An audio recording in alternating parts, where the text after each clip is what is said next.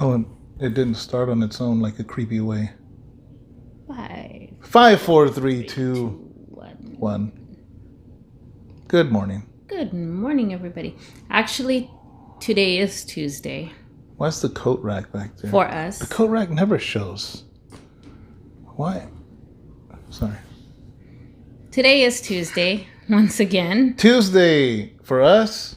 And Wednesday for you guys. So that means tonight is going to be Bible study. We do it live at 7 o'clock California time every single Wednesday night. Yeah, yesterday David was a little bit confused. Yeah, so just a little bit. We have an opportunity to do this video before it's even nighttime, so that way we can do it. Hopefully not yawn. Just because it's daytime don't mean nothing. You know, but yeah, you know, I know you guys are wondering, so yeah, I took the fish. You guys are concerned about it. Thank you for your concern. They're very concerned. You guys, it was so weird. So I all of a sudden got really, really sad. I went in there with him. I never go in with him to the fish store. I always sit out in the car, don't I? Mm-hmm. And I never go in there with him. Is that why you went in? Because of them? Yes. Oh. And I actually literally got really sad. And I was holding back my tears. Well, my whole thing was this. Is obviously, this is my only problem. See, I don't like the fact that they were being bullies and hurting and killing baby fish. But the Angelfish couple, they were a breeding couple. They had, as far as with us, the only time, because they met with us, because I bought them in 2 different stores. Mm-hmm. At least, six times they had eggs together? Yeah. So, I don't know if you guys know this or not. Angelfish are very, very hard and rare to breed. You know, so my one thing is I wanted to let this store know, like, this is a breeding couple. And I'm glad I told him because he goes, and I won't split them up. He goes, because they breed, they stay for life. Yeah. So I didn't know that. I no wonder they was always arguing.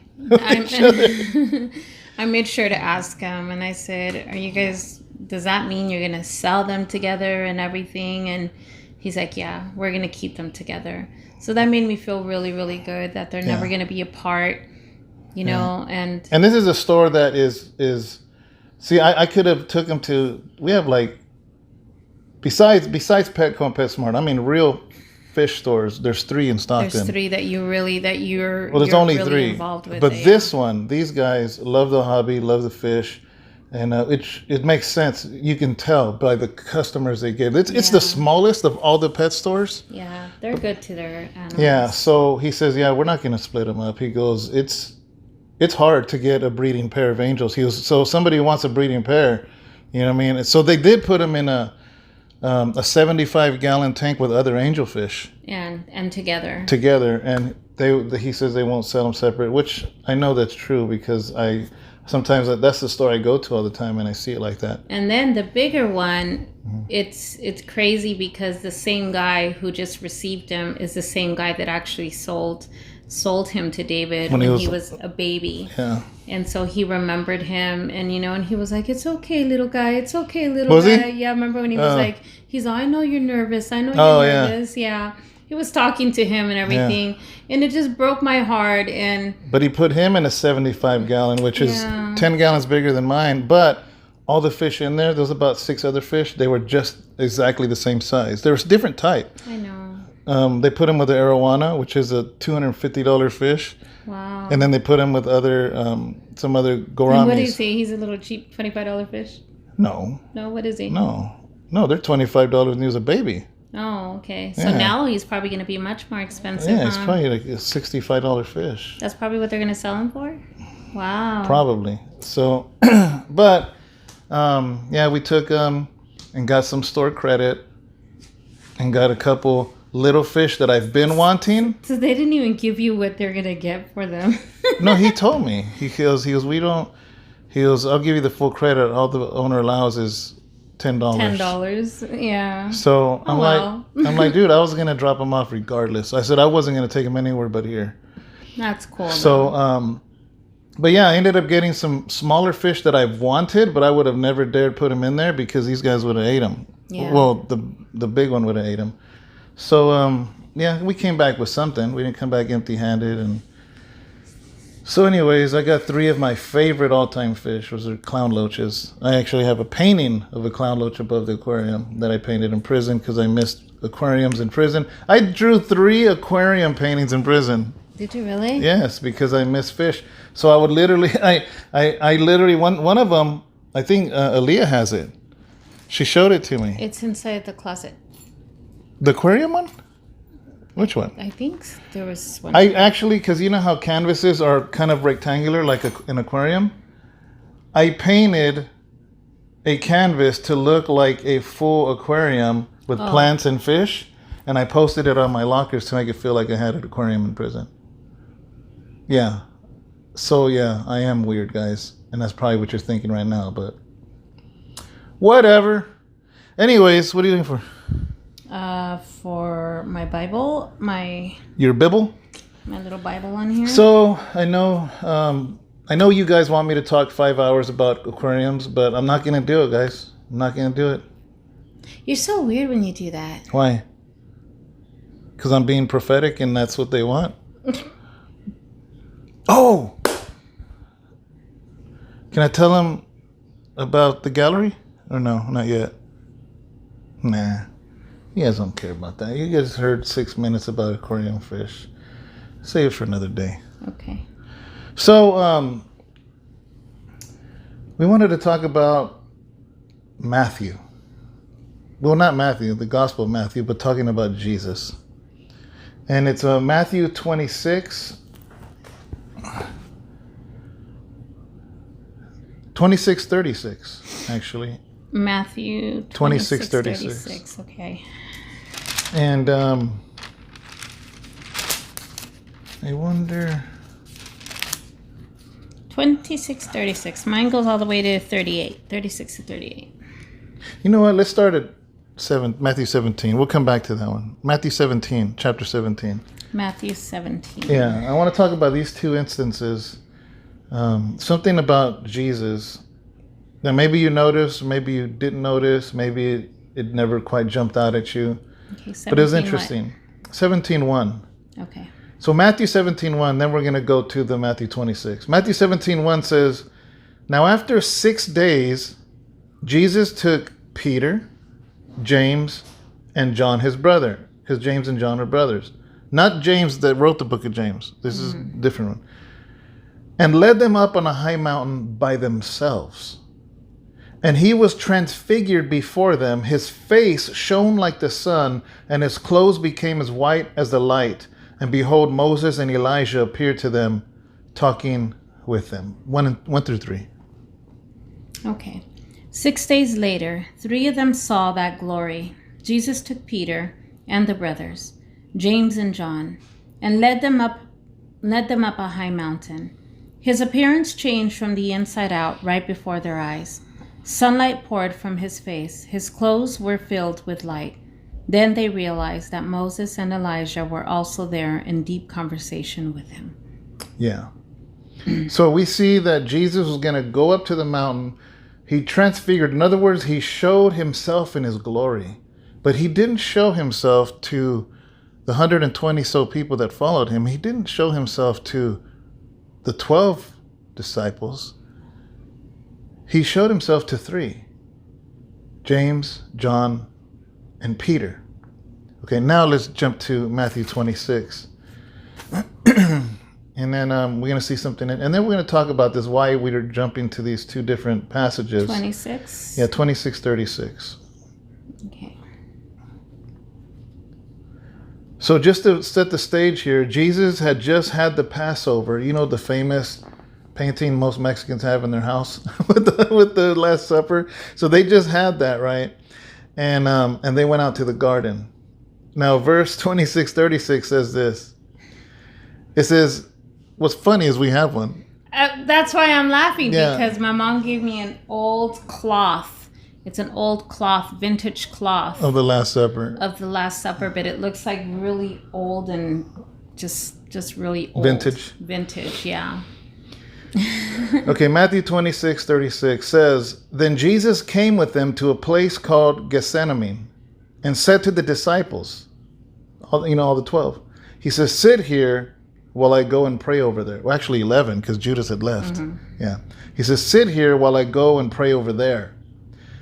Verse 37, and he took with him Peter and the 2 sons of Zebedee, and he began to be sorrowful and deeply distressed. 36 and 37. Mine's with 38. I'll read 38. Then he said to them, my soul is exceedingly sorrowful, even to death. Stay here and watch with me. He says, then Jesus went with them to a garden called Gethsemane and told his disciples, stay here while I go over there and pray.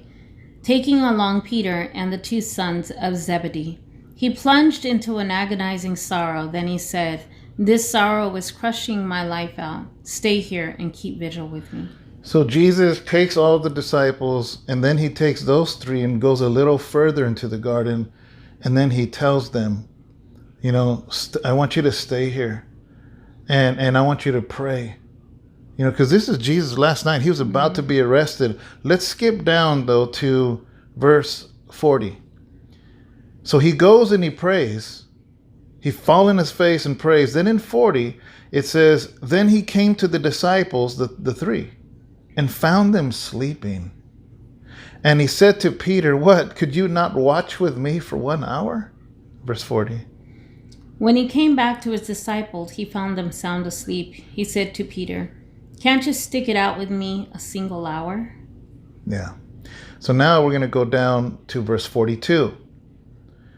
And it says, again, a second time, he went away and prayed, oh, my Father, if this cup cannot pass away from me unless I drink it, your will be done.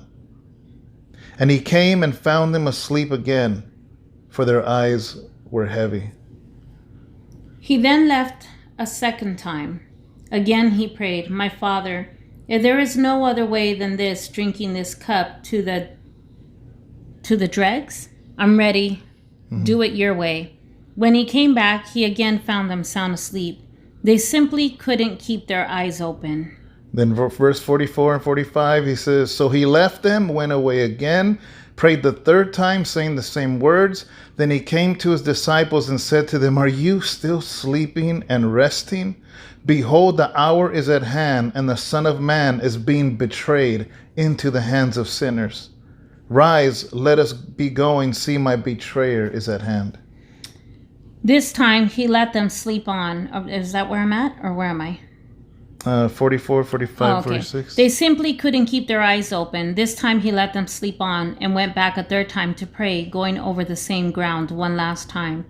Then when he came back the next time, he said, are you going to sleep on and make a night of it?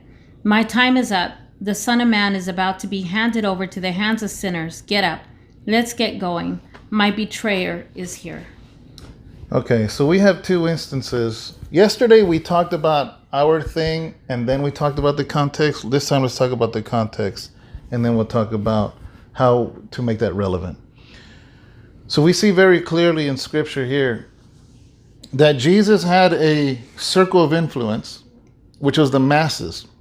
We know that when he prayed over the fish and the bread, there was 5,000 men, meaning that's just the men, not the wives and the children. So there was a huge circle of influence that Jesus had. And then there was disciples, not just the 12. Disciples are students. There was women that were disciples too. There was roughly about 120 of them. So that's like his inner circle outside of the circle of influence. And then we see that he had the 12 disciples, the ones he poured into, the ones he would break bread with, the ones he would make a camp with, to sleep out, start a fire in them. And then this is the verses that we see that he had 3 that were his inner circle, the closest to him, James, John, and Peter. And here's the thing, right, is he didn't yell at the other ones for falling asleep. He was hurt by them falling asleep. So it's real clear to see that he expected more from the 3 than from the 12, and he expected more from the 12 than the 120, and he expected more for the 120 than the 5,000 and their families. So the reason I say that is because it's obvious that Jesus told James, Peter, and John certain things that he didn't tell the other ones. Yeah. But then he would tell the 12 things he wouldn't tell the 120, and so on and so forth. You know what I mean? And I find that very interesting. This is something I learned a long time ago. I learned this a long time ago, and I used to say this to Sharon. I'm like, I got my circles. And I would explain it. But I found it that if it was good for Jesus, who we're supposed to follow him, then maybe there's wisdom in it. Yeah. Maybe there's things he can tell the 3 that shouldn't be told to the 12. And unfortunately, I actually think that Facebook has ruined that a lot, because there's a lot of things that we should just keep our mouth shut and maybe share with your inner circle, but you just post it all there and it's just out and it's just chaotic. But I think if Jesus did it, there was a structure to that was healthy. Yeah. You think so? Yeah, I believe that. I don't know, But the thing is that because of social media, people decide to make it their business. Sometimes, yeah. Yeah. But the thing is that you have given them that right to do so. Yeah, well, it's fair to say if you put it out there, you give them that right by doing that. I just saw a funny meme that said, the moment you posted it, you made it all of our business. You made it everybody's business. So now don't get mad if I comment. Yeah. Yeah, so there's truth to that, Absolutely. But like I remember telling you a long time ago, I'm like, whenever somebody hurts me, well, there's enemies that hurt you, and then there's people that you love that hurt you. I'm not talking about enemies that hurt you, because back in the world, I had enemies, and I knew exactly where they were. They were on the other side, and the opposite side I was at. I said, but anytime in my family, let's say my family, my cousins, my aunts, my uncles, my grandma, my parents, my brothers, I've always had circles.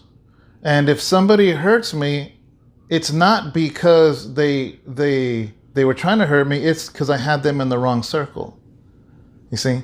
So it's like Jesus, there's certain things he shared with the 3, and then the 12, and then the 120, and then the 5,000. Yeah.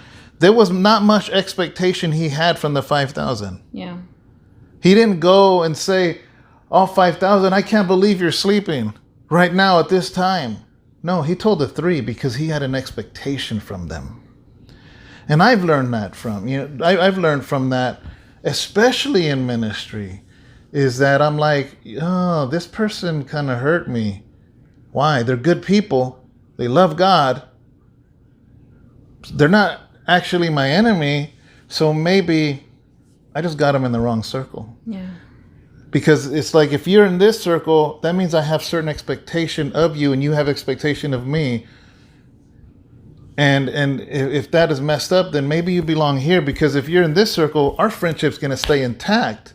Because your now expectations won't be too high. My expectation is less now. Yeah. And I remember telling Sharon that, I said, that's how I keep my sanity in ministry.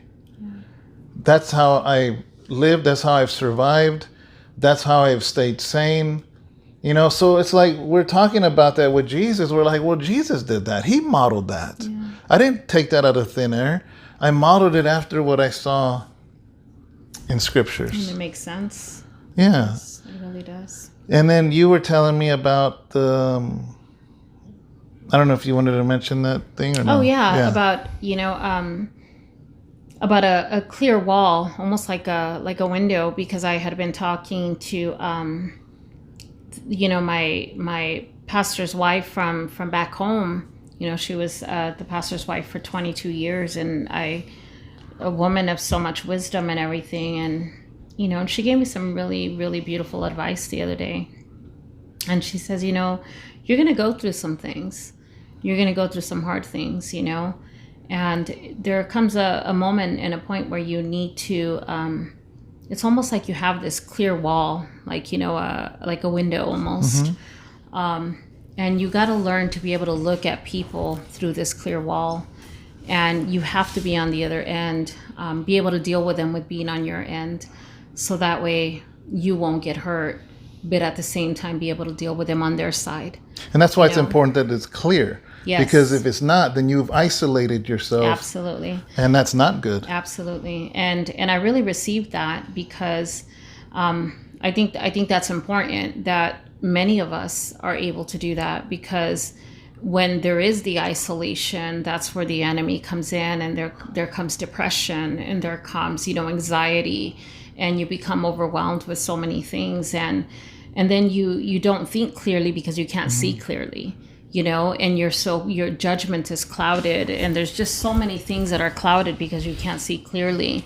Yeah. And I think that was such an important part of the message that she was trying to show me, and I really truly received it, because that's something that I've learned from you, and it was just like confirmation to me that it was okay to continue to deal with people in that sense, in that stance as well, that I was on the right track, that it was okay for me to finally, because I've always been that type of person that I could never say no, that I always thought that I always felt a little obligated, that I didn't want to hurt people's feelings, or I didn't want to, but, it's okay for me to stand my ground and to say, listen, I can deal with somebody with me being on this side of the wall, and be able to stay safe at the same time.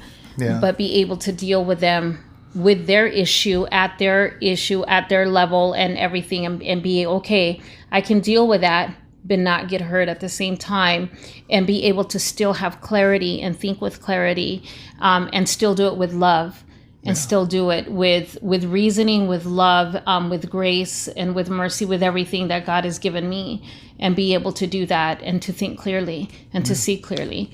And so that was really, really important for me. So it was something beautiful for me to be able to receive, and be able to be like, okay, Lord, thank you for that clarity. Thank you for just confirming that to me, because, there's so many situations that sometimes we go through in life that we don't see things clearly, but we got to take a step back. And if you don't see that wall there, you don't feel that there, then maybe you got to find a place. You got to be able to find that one place where you do feel safe enough to say, okay, this is my safe ground. This is where I feel safe, and I can be able to be in that safe area, And I think that's what I was talking to you about a little bit earlier. And I said, can we talk about being able to find that's common safe ground where a person feels safe enough to be able to deal with people's issues, or deal with circumstances or situations and everything, but also feel safe enough to be able to deal with it with love and everything, but to deal with people on their end. Yeah, I agree. Now let's somebody might say, well, why do you do circles? Why is that possible? Maybe that's leaving people out. Maybe that's not. And I said, okay, so let's talk about the opposite. Imagine there's no circles and everybody's equal. Then who do you know who to share with? Because, a lot of times when you share your heart, somebody can take that and lift you, or somebody can destroy you with it. Yeah. You share your dream, somebody can lift you up, somebody can crush your dream before you even make it happen. So it's like, I think it's very unwise and unsafe to say, well, I don't have circles. I trust everyone the same. I treat everyone the same. Well, I would say, well, Jesus didn't. Jesus had his inner circle and his outer circle and other circles and other circles, and he knew where to put each of them at. But yet then he was betrayed. And he was still betrayed. But you know what? The one that betrayed him wasn't in that 3. See, this is why I think Jesus was hurt so much, the fact that Peter denied him being in the inner circle. Yeah. And that's going to happen, guys. That's going to happen. But what if he didn't? See, but that's the thing. What if he didn't have those circles? Mm-hmm. What if he didn't have that safe zone? And that's why you're saying that's why it's important to be able to have, and that's why I'm saying that it's important to have that place, because if we don't have any of that in place, then we can't tell the difference of that can come and destroy, and that can come and hurt you. Yeah. We won't know. It's hard to tell where the betrayer comes from if we don't have those barriers to protect us. Yeah. So we need to be guarded as well. Because I think that early on when Sharon came along, the church was already started, had already had people come and go, people, this and that. And I remember early on, you're like, how do you do this? Like, how do you do this? How do you deal with this? And I think that's the first time I said, I put them in circles. Because if not, I would have been crushed a long time ago. Yeah. And it's like somebody, if I keep someone at a distance, you can't hurt me, only so much. And that is not, and maybe somebody says, well, that's a flaw. Maybe it is, but it has protected me and kept me safe. Because then it's like the people that are close to me, man, I'm an open book. My heart's wide open, which is why you got to be careful on who's there. Because of the people there that are closest to you, are they there to lift you up, or are they there to tear you down? Jesus, for some reason, says, man, Peter, James, and John, I want you guys close to me. I put more response. That's why Jesus was so upset. He's like, are you serious? Like, why are you asleep? Like, if you were going to sleep, you should have just stayed with the other ones. But I brought you here for a reason. Because Jesus, knowing he was going to be arrested, knowing within hours he was going to be hanging on the cross. And he's like, man, you are the three closest to me. And it's like a lot of times I've heard it said that he didn't die from the nails. He died from heartbreak. Because ultimately, honestly, when he opened his eyes from that cross and looked out, Peter wasn't there, and James wasn't there. Just John. So even his inner circle, only one was there. Yeah. And that's the one he said, Mom, behold your son. John, behold your mom. Because Jesus was like, if you're there right now through this, then I know you'll be there for my mom. Everybody else was gone. All of them were gone except John. And that's why the Bible says, in the book of John, it said, the one that Jesus loved the most. Yeah. It never said his name, but I don't think there's any scholar that will contradict and say it wasn't John, it was John. The one Jesus loved the most. So there was, so even then we could say that's even a deeper circle. Yeah. Yeah. I mean, this is the one he released his mother to. So that's an even deeper one. If we want to go even deeper, there's times Jesus would leave all of them and go talk to the Father. He would go to the mountaintop to pray. So, I mean, it goes deeper and deeper and deeper. So I guess ultimately we got to ask ourselves, when you're really going through it, it better be Jesus in that first circle. Yeah. Not your timeline, not your homeboy, your homegirl, none of that. It better be Jesus. That's because honestly, when all hell and high water comes, it's Christ that I'm going to go to first. Amen. And then it's going to widen. It's going to be my wife, my mother. Yeah, that's it. That's it. And then my dad, my dad.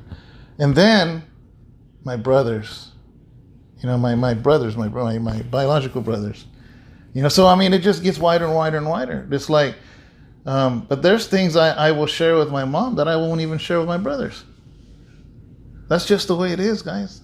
That's the way it is. And that's what has kept me sane. And, but I don't know. I find comfort in that. That's the way Jesus did it. He did it, and he had to have done it with a purpose, because everything Jesus did was with purpose. Everything he said was with the purpose. Yes. That's why it's so important to study his life, not just kind of skim through the stories, but it's like, why did he say that? Why did he do that? Who was he around?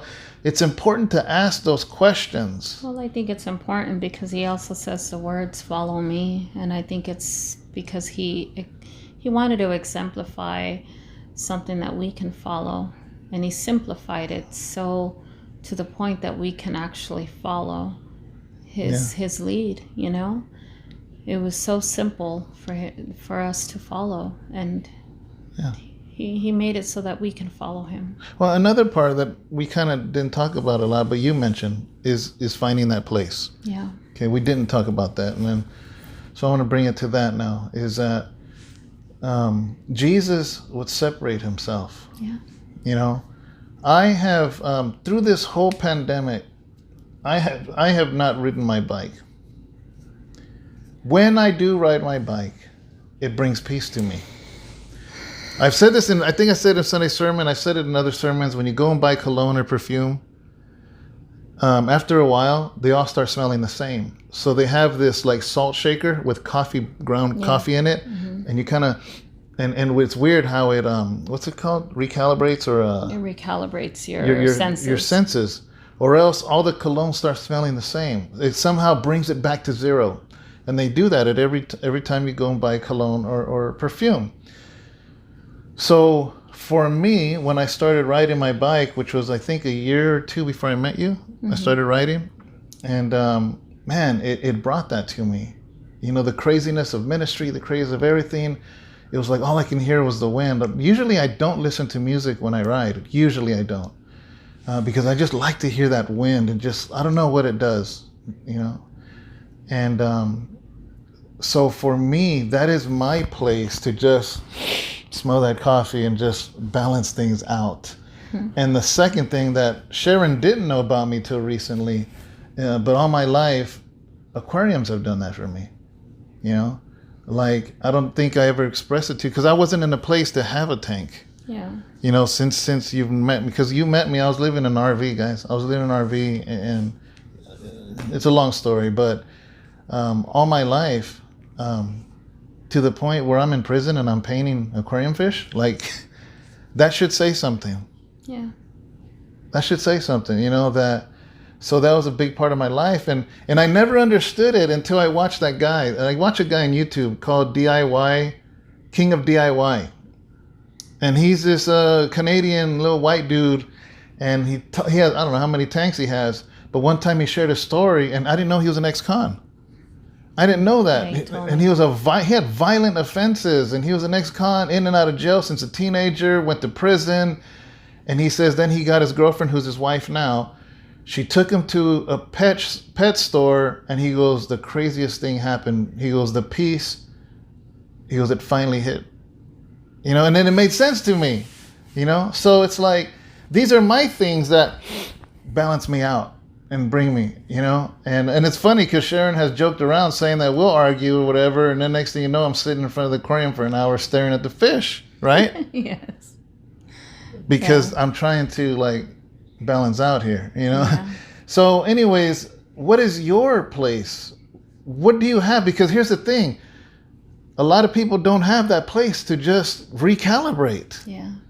Mine is like really, I'll sit quietly in front of the TV just listening to worship music, like quietly.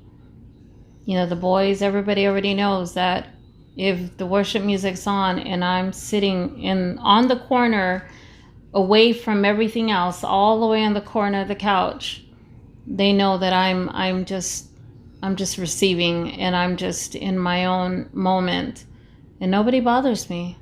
Nobody steps in here. Nobody bothers me. They know that mom's in her moment, and just receiving. And, you know, I don't get bothered. I don't. And, you know, and I thank God for that time.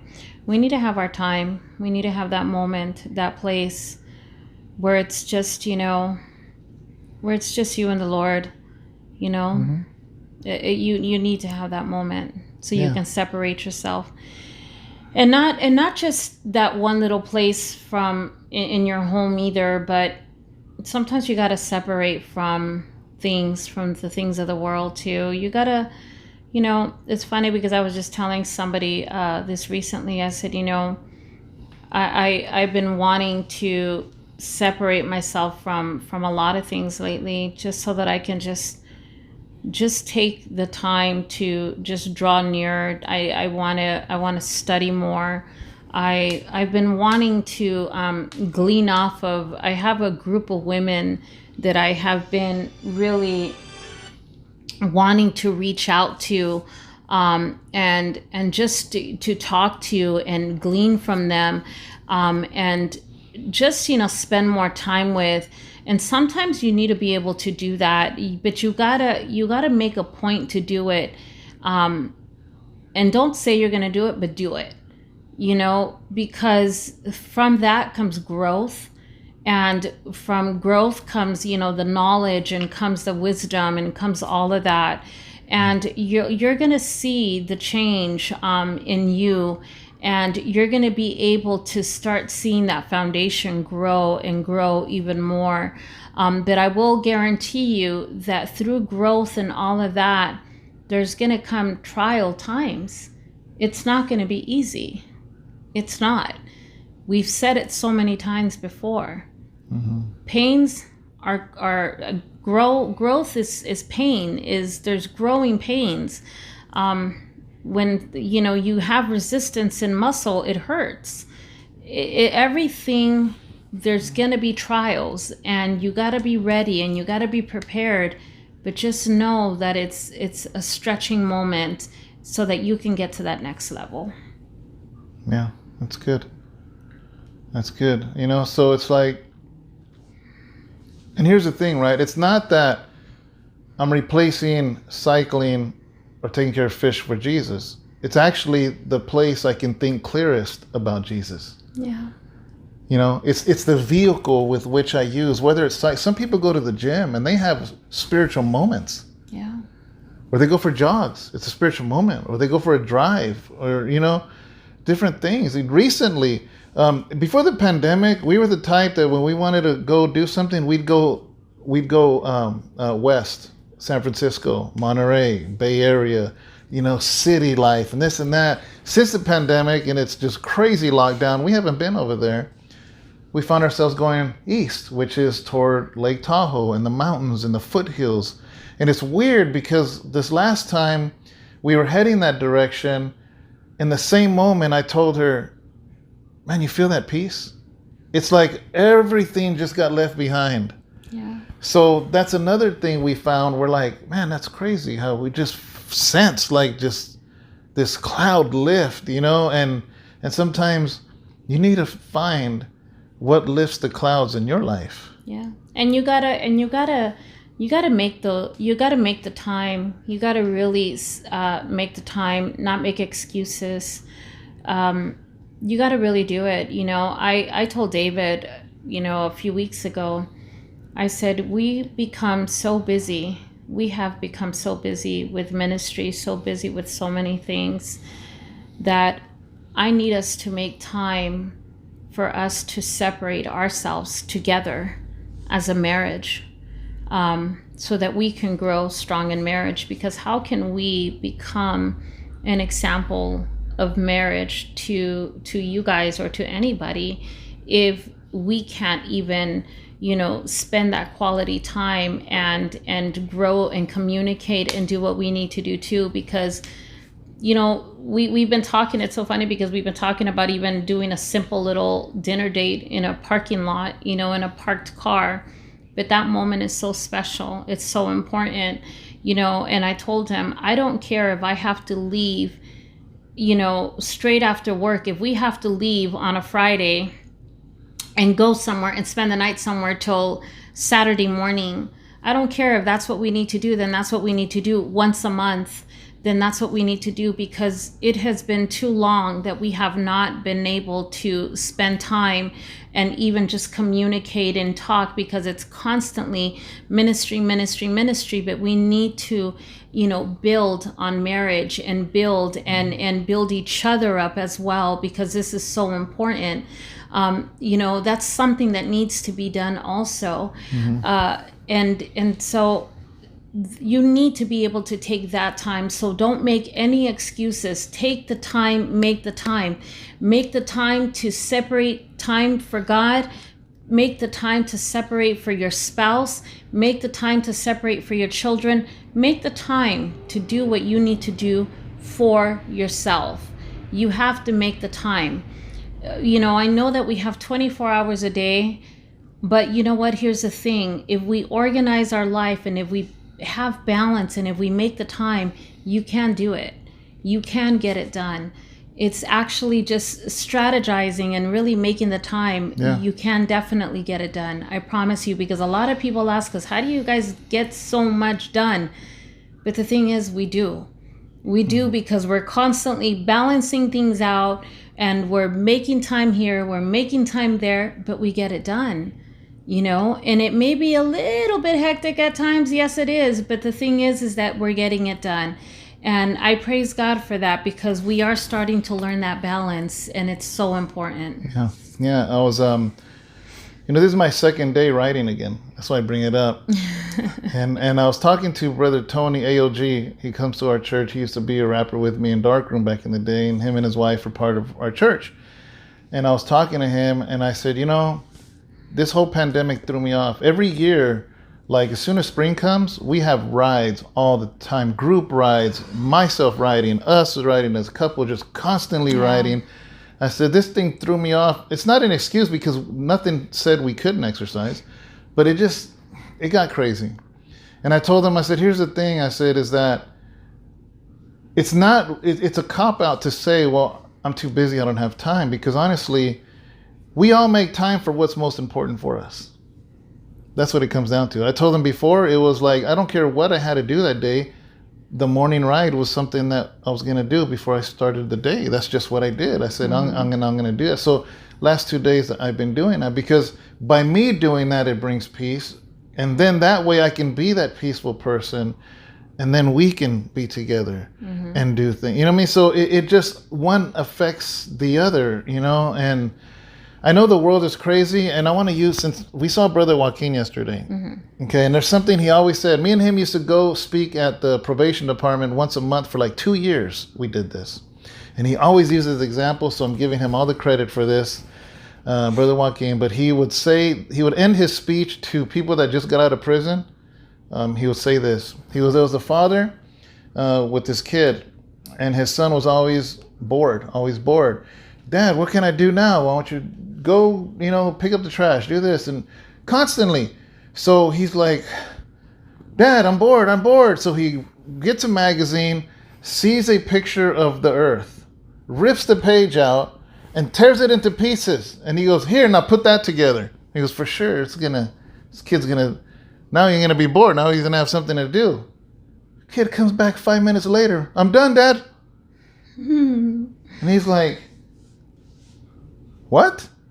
Because there was a picture of the earth. And he's like, for sure that's going to be hard for him to put back together. And the son says, well, on the other side of the page of the magazine, it was a picture of a man. And I did it fast because it's easier to put the man together than to put the whole world together. That's good. And we're sitting here, sometimes we're so worried about the world. Wow. That what if we worry instead about putting us together? Because putting the world together will never happen. Wow. That's really good, you guys. That's all. That's all Joaquin. Wow. That's really, really good. He would end it every time. Whoever in Stanislaus County, where the House of Rest Church is at, anybody that got out of prison was mandatory they go to this probation meeting where me and Joaquin would talk to them. We did that for 2 years straight. And he always ended it with that. And I just loved it. I love that. That is amazing. I think that should be said more. That should be said a lot more. Yeah. Because I think that a lot of the times, I was talking to somebody today, and I think that sometimes, even as mothers, single mothers, we're always trying to do so much for our children, or we're always trying to put everything together so much when we really just need to be focused on getting ourselves together, our little world, our little home together and everything, when we're trying to put everything else and trying to, and you know, I told that person, I said, listen, just focus on one thing at a time and just finish the task that's in front of you, one thing at a time. Yeah. Just get that one thing done and then move on to the next. Stop trying to do too many things at one time, because I used to try to always do too many things at one time, and it doesn't work. Yeah. It doesn't work. Trust me, I know it doesn't work, because I've tried to be the one to wear so many hats, and it just doesn't work. Exactly. It really, really doesn't. Yeah, a lot of times I've had a lot of people sit with me and be like, Pastor David, this and this and this, and all of it is how other people are being, and I finally got to tell them, I said, let me break the news to you. You will never change people. Yeah. I said, but what you can change is your perspective. Yes. Because that you can change. You know, and that, again, is something golden that has kept me sane. I cannot change anyone. So what is my perspective on this? And so, guys, we dropped all kinds of gems on you guys. It's 45 minutes. Is that it? Yeah, I think so, guys. That's too many gems for you. You are now a treasure box. How about that? But you know what? You are. You guys are treasures, you know, and you know what? See, I said you know like 3 times, but I'm saying it less. Okay, I didn't even say nothing. I know, but I did. You just said it again. I said I know this time. I didn't say you know. Anyways. You know? You know? What were you gonna say? I forgot now. You're telling them they're treasures. Yeah, you're treasures, guys. But I forgot what I was gonna say. But anyways, we love you guys. You know, I just realized you guys have kept us sane. You know what I was telling David? I do have to share this with you guys still. 46 minutes, woman. I don't care. They're going to have to hear it. They're going to have to deal with it. You guys are going to have to deal with it. No, they can pause it. Whatever. They want to do that. Whatever they want to do. Do it. Okay? You ain't going to bully me. Anyways, you know what I was telling David yesterday? I said, you guys do keep us sane. I said, you know what keeps me motivated? Ever since we started, you know, yesterday what I shared with all you guys about what I began to realize and everything. And then I told him, I said, when we started these devotionals, it has really, really helped so much in just strengthening our marriage. And I said, but it has also helped me, and I think us, because I have to say us because it really has. It has helped me watch my words. It has helped me double think, and that's one thing David's really good at, because he said it yesterday when he says that when he speaks, he thinks twice, or he thinks very good about what he's going to say. And one thing that David's never liked doing is whenever we're going to give the word of God, when he's going to speak, or whenever we're going to worship, whenever we're going to do anything, we never like to, our hearts have to be in the right place. On our way to church, we don't argue, we're not in the bad spirits, because we know that God is ready to speak, and God is ready to deliver something through him. And I know what my position is as, you know, a woman of God, that I need to enhance that. I need to encourage that. And I need to be positive, and I need to be praying, and not, not bringing down, not tearing down, and not, being negative or anything like that. If anything, I'm going to be making sure that I uplift my husband before that, because I remember that there were times where I tried to talk to him about a situation before that, and he'd be like, babe, not right now. And I'd be like, oops, sorry, babe, you're right, and there'd be another time where I wouldn't be so happy about something. He'd be like, really?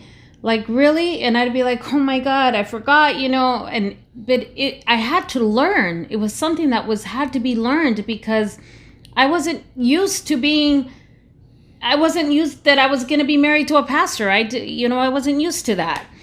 So it took time, guys, for me to really, really get into the habit of knowing this.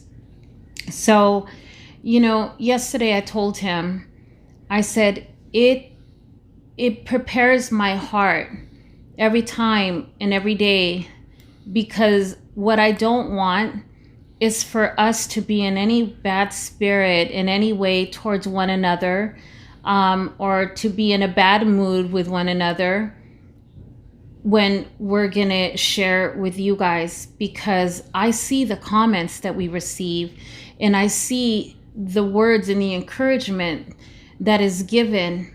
And what that does when you guys give those comments, and when you guys give all of that, what that does is that motivates and that encourages. And I told him, I have grown so much since we started these devotionals. And our marriage has strengthened so much. Our marriage has I don't even know how to explain to you guys what it's done for us, you guys.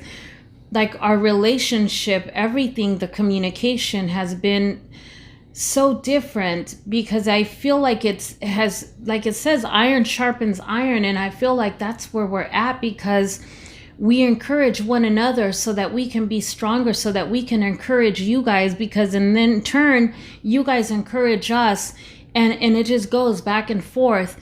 And so it really does, it keeps me sharp to make sure that I watch the words that I speak before we come on here, or I just, I stay encouraged instead of discouraged, and I just try to change the atmosphere of my day, because I know later on I don't want to mess up the day throughout the day. I'm like, I don't want to have a bad day, because later on it'll affect me. That's in the back of my mind. And I think to myself, if we have a bad day, that means we're not going to have a video later, and I don't want to be the reason why we don't have a video later, because he's very stubborn, and it's easy for him to be like, you know what?